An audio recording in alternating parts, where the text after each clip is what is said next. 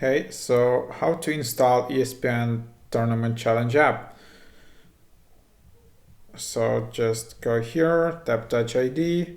So when in your App Store app, so it's one of they call themselves #1 bracket app, and it's a really good app to track March Madness.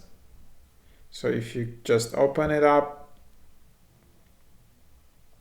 you can see notifications. You can select to sign up later, and then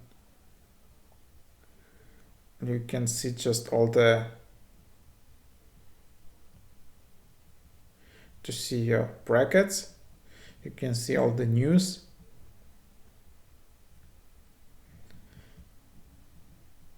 Then you can see all the leaders. So yeah, to check your bracket, you need to log in. And to see your bracket, you need to create an account.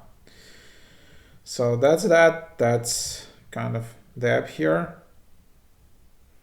This is not the app, I guess, to watch the March Madness live or anything like that. So for that, you have another app, this one, and CIA March Madness Live.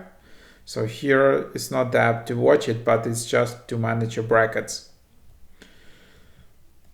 So hope it was helpful.